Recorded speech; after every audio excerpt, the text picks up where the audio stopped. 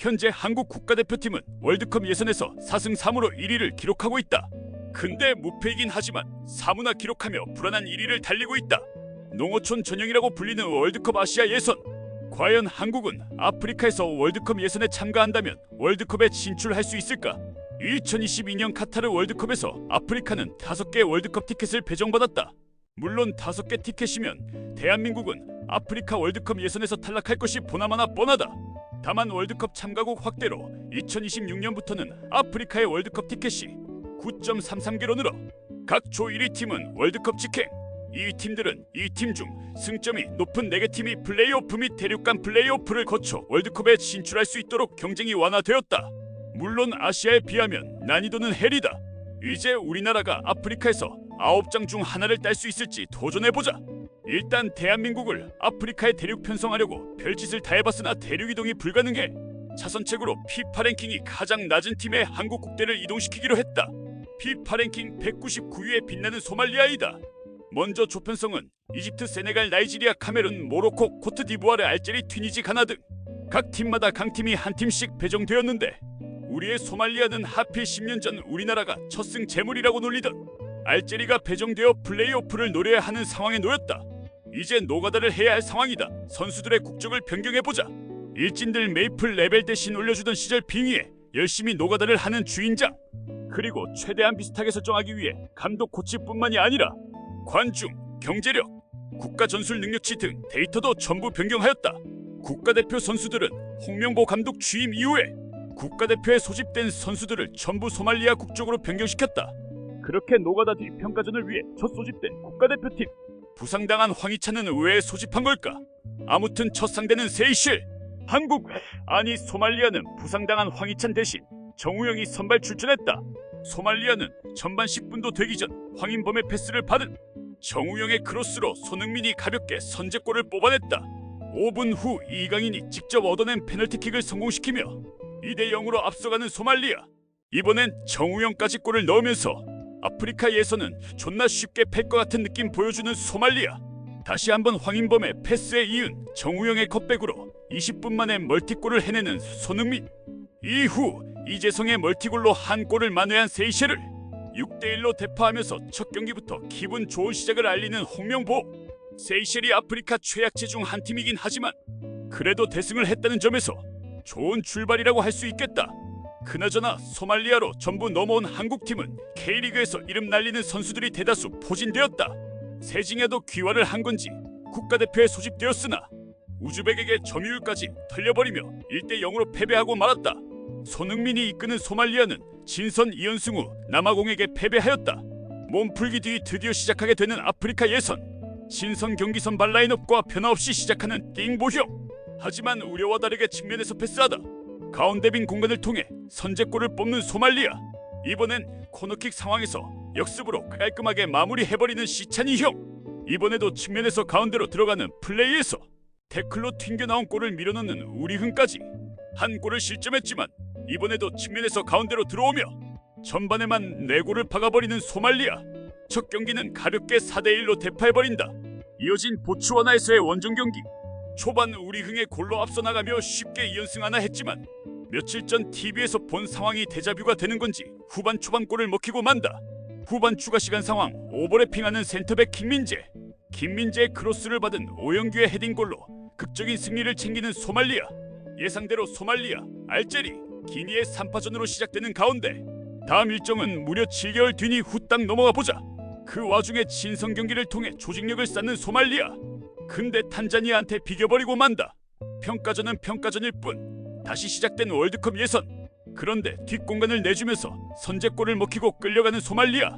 였지만 다행히도 오프사이드 판정으로 한숨 돌리게 되는데 서로 별다른 소득 없이 전반전이 종료되고 후반이 시작된 가운데 후반 초반 이번에도 측면에서 파고들어 가운데로 들어오는 공을 밀어넣는 이재성. 역시 우리나라는 측면이 강점이 아닌가 싶다. 하지만 전 경기에서는 극장골로 승리를 가져가더니 이번에는 극장골로 전경기 승점을 반납하는 소말리아. 하지만 다음 경기 김민재의 골을 포함해 3대1로 기니를 이겨버리면서 1패씩을 기록한 알제리와 기니를 제치고 조별리그 1위로 올라선다. 다음은 우리에게 많은 아픔을 준 아프리카 강호 알제리. 그 와중에 강인리는 부상으로 한 달 이상 결장으로 비상이 걸린 상황. 참고로 이 팀에는 지단의 아들이 주전 골키퍼를 맡고 있다. 실축에서는 알제리 국가대표팀을 아직 선택하지 않았으나 이 세계관에서는 벌써 10경기 이상을 뛴 것으로 확인된다. 아무튼 시작된 경기, 부상당한 이강인을 대신해 정우영이 선발 기회를 받았다. 하지만 여기서 10년 전의 악몽이 떠오르는 플레이가 시작되는데, 여기다가 야마돈 시찬이 형이 백태클로 퇴장을 당하고 만다. 반코트 당하는 것 치곤 잘 버티는 수비진. 하지만 실점은 필수다. 후반 한 골을 더 실점하면서 10년 전과 변함없음을 보여주는 명보형. 10년 전에 비해 더 좋은 선수진을 가지고 있는데 퇴장으로 인한 전술이 너무 아쉬웠던 경기. 보츠와나와의 경기에서는 손흥민, 정우영, 오영규의 연속골로 실력 차이를 보여주면서 3대1로 제압한다. 그래도 현실의 아시아 월드컵 예선과는 다르게 잡을 팀은 제대로 잡아주는 소말리아로 빙의한 대한민국. 이후 경기에서는 우간다 원정에서 1대1로 비기는 대참사가 일어났지만 모잠비크의 머가리를 깨버리며 다행히 기사회생하는 홍명보. 이제 월드컵 예선은 2경기가 남은 상황. 오랜만에 이승우가 발탁되었으며 손흥민과 싸웠는지 손흥민은 발탁하지 않는 홍명보. 이러고 지면 욕은 2배로 먹을 텐데 과연 어떻게 될까? 갈 길 바쁜 홍명보 호에게 고추가루 뿌리려 하는 기니. 기라시의 패스를 받은 포파나의 슈팅이 자책골로 연결되며 술 먹고 전 여친한테 연락한 것 마냥 관자놀이 뜨거워지려는 상황. 그런데 전반 내내 공도 제대로 못 잡으며 김승규 혼자 원맨쇼를 한다. 하지만 하프타임 때 홍명보한테 이게 축구야를 시전당했는지 180도 변한 경기력을 보여주면서 동점을 만들어내는 대표팀. 코너킥 상황에서 튕겨나온 공을 다시 이강인에게 전달하여 그대로 꼽아버리는 강인리. 손업강왕 시전 준비 중이다. 튕겨나온 공을 같은 위치에서 같은 패턴으로 또 골을 뽑아버리는 강인리. 이 골로 3대1 역전승을 거두며 월드컵 본선에 가까워지는데 마지막 한 경기가 남은 상황. 하필 제일 무서운 알제리를 만나게 된다.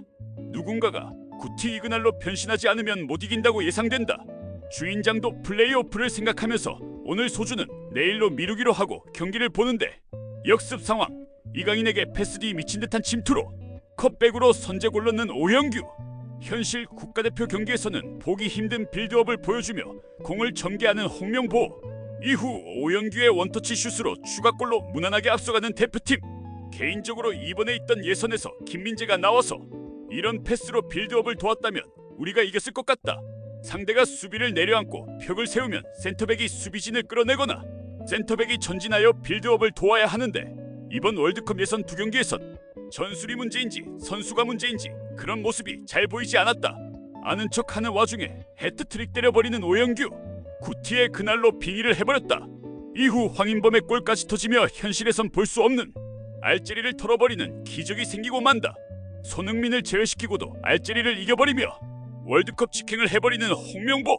현실에서도 여기에 반만큼만 해주기를 기도하겠습니다. 알제리는 예선 초반 기니에게 져버린 것이 스노우볼이 굴러져 플레이오프에 나가게 되었다. 그 와중에 주전이 다 빠진 대한민국은 일본에 이어 월드컵 본선에 직행하면서 아시아 월드컵 예선은 농어촌전형이라는 것을 보여주었다. 이번 월드컵 예선 얘기를 하자면 저번 주와 이번 주 경기를 보면서 김민재와 황인범이 꼬꼬가 너무 크다고 여겼다. 홍명보는 전술을 위해 아로소와 마이야를 데리고 와서 최근 유럽에서 공격 과정 시 유행하는 325 전술로 팀들을 상대했다.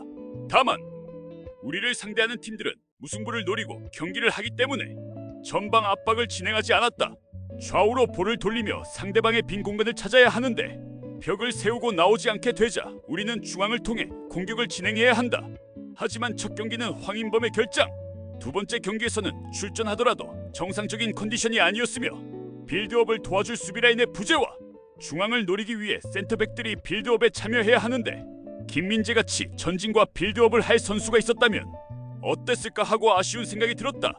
솔직히 센터백을 3명이나 뒤에 두고 뭐 하나 싶어서 욕이 나왔다. 경기는 매우 아쉽지만 아직 월드컵까지는 1년이 넘은 시간이 남은 만큼 전술과 경기력이 더 발전하여 좋은 성적을 낼 수 있도록 응원을 하겠다. 사실 이 시점에 감독이 바뀌어도 좋은 상황이 일어날 거라는 생각은 들지 않는다.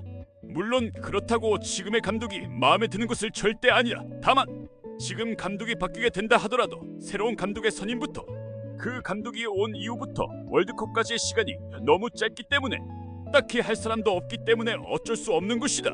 그저 잘해달라고 할 수밖에 없다.